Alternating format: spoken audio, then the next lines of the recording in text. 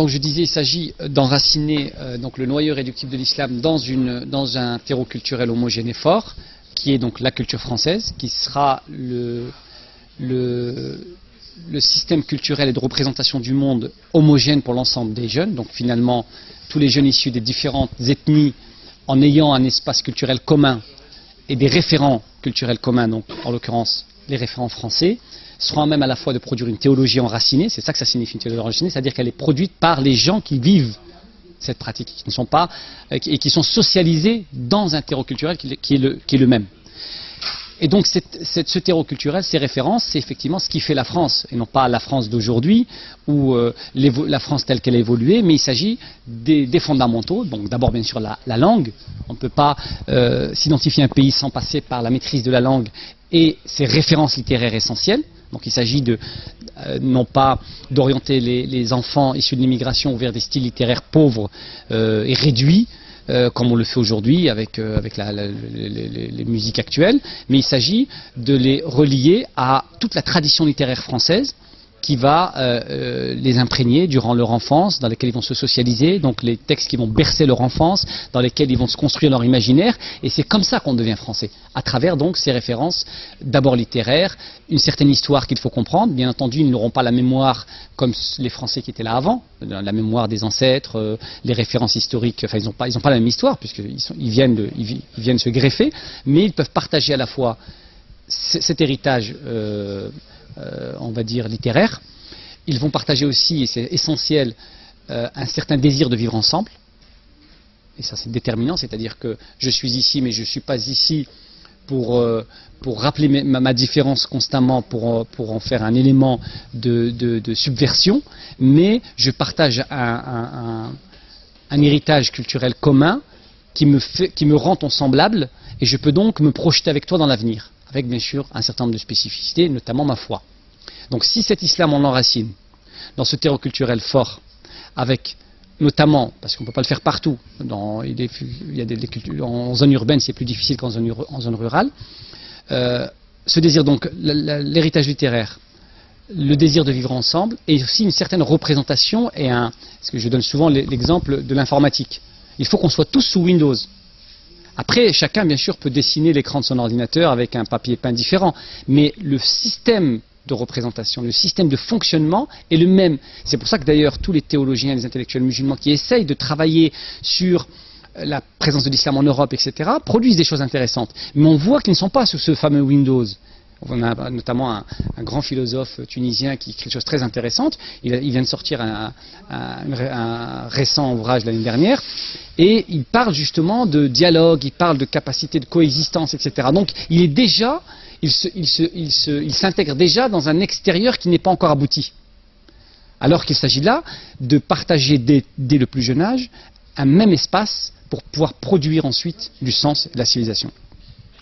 Donc je disais, partager une certaine idée de la France, une certaine histoire, une représentation du monde, des outils d'analyse sociologique, philosophique, etc. Donc ça veut dire apprendre, comprendre et maîtriser les grands auteurs, les intellectuels français, être baigné des références en sciences sociales, etc. Et c'est comme ça qu'on construit un Français, avec bien entendu l'ensemble des pratiques, on va dire gastronomiques, culturelles, folkloriques, etc., qui sont celles du lieu où on vit et qui nous identifient au lieu où on vit. Effectivement, pour quelqu'un qui est issu de l'immigration, par exemple comme moi, qui n'a pas vécu intégralement l'ensemble de ces éléments, on a naturellement, sentimentalement, envie de transmettre à nos enfants ce que nous avons été. Mais ça, ce n'est pas un choix pragmatique, c'est un choix affectif.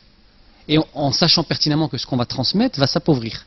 Ça n'a donc, c'est voué à l'échec par définition.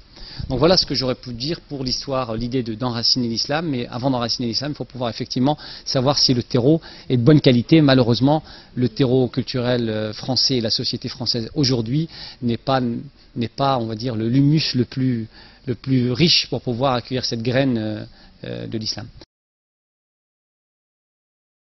Alors concernant l'idée du patriotisme, être patriote, c'est le sentiment le mieux partagé au monde. Et c'est le sentiment le mieux partagé au sein même des populations issues de l'immigration par rapport à leur pays d'origine. C'est-à-dire que malgré qu'ils ne vivent pas là-bas, malgré qu'ils n'ont qu'une mémoire d'héritage, un héritage lié à leur pays d'origine, il suffit de voir les matchs de football, etc. Cette idée d'avoir un sentiment charnel, fort avec le pays où on vit et s'identifier à sa symbolique extérieure, ses drapeaux, son hymne, etc. C'est quelque chose qui est le mieux partagé au monde. J'ai été moi en Égypte par exemple, dans quasiment toutes les écoles égyptiennes, les enfants non seulement chantent l'hymne national le matin et saluent le drapeau. Moi, dans mes activités scouts, par exemple, mes gamins, je leur fais lever le drapeau français, je leur fais saluer en salut scout le drapeau français. Parce que c'est le drapeau de leur pays. Après, effectivement, pour quelqu'un qui a été baigné du discours antiraciste, etc., comme quelqu'un de ma génération, ça fait presque facho de saluer le drapeau français. Alors que c'est le geste le plus naturel qui soit au monde. Dans tous les pays du monde, les gens saluent leur drapeau. Et il semblerait que seuls les Français n'aient pas le droit. Donc, et cette vision-là, ou en tout cas ce réflexe-là, les populations issues d'immigration et de confession musulmane en grande partie l'ont aussi intégré. Moi j'ai un ami qui est turc, qui est marié avec une turque, il est pratiquant, musulman pratiquant, il va en Turquie souvent, il a des amis là-bas qui sont turcs, qui aiment leur pays, donc il n'y a pas plus nationaliste que les Turcs, et patriotes que les Turcs. Les Turcs, ils ont des autocollants sur leur voiture, il est écrit la Turquie tu l'aimes ou tu la quittes. Un slogan comme celui-là est en France considéré comme étant 100% raciste, alors que c'est des autocollants que les jeunes Turcs ont sur leur voiture naturellement. Pourquoi? Parce que on ne peut pas survivre, se projeter dans l'avenir si on n'a pas une relation forte avec son pays et si on n'apprend pas à l'aimer et donc potentiellement aussi à le défendre. Et je pense aussi, de ce point de vue-là, que les musulmans peuvent jouer un rôle déterminant dans la revivification d'un certain patriotisme, d'un certain rapport à la nation, qui est la leur, la nation française, qui, à mon sens aujourd'hui, est la voie ultime et la seule alternative possible en termes de résistance face au véritable ennemi, qui n'est pas le racisme, qui n'est pas le néocolonialisme, pseudo-néocolonialisme que certaines élites françaises auraient, etc. C'est absurde.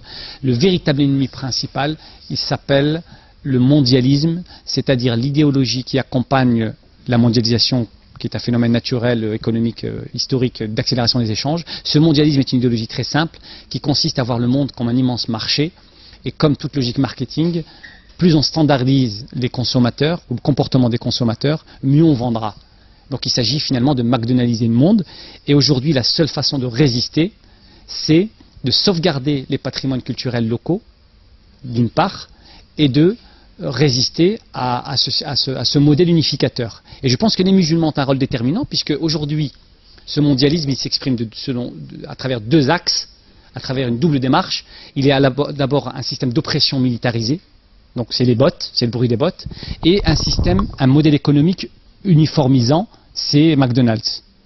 Or aujourd'hui, qui résiste le mieux aux bots, aux chars d'assaut, envahissantes et destructrices que sont l'arme américaine, puisqu'aujourd'hui c'est l'Empire américain qui porte le mondialisme en tant que système idéologique. Ce qui résiste aujourd'hui le mieux à la fois à la dimension militaire de ce mondialisme et à sa dimension économique, eh bien c'est le paysan irakien ou afghan. Le paysan irakien ou afghan, il est habillé avec son camis traditionnel, il a sa vieille pétoire avec laquelle il résiste contre le M16 américain, donc il est au premier front de la résistance militaire à ce mondialisme armé, et il résiste à l'hamburger à travers sa galette irakienne et ses dattes de bédouins qu'il mange quand il est planqué derrière un rocher en entendant le prochain bombardement. Donc les musulmans dans leur pays d'origine sont au front de ce mondialisme destructeur, et je pense que nous les musulmans qui sommes ici en Europe et particulièrement en France, nous avons une occasion unique de régénérer ce patriotisme, parce que comme nous sommes français récents, eh bien, l'exemple du patois que je donnais tout à l'heure, les Français ont abandonné leurs patois locaux. Moi, je sais que par exemple, chez moi dans le Nord, dans certaines mosquées, des jeunes de ma génération racontent des blagues en patois au sein de la mosquée.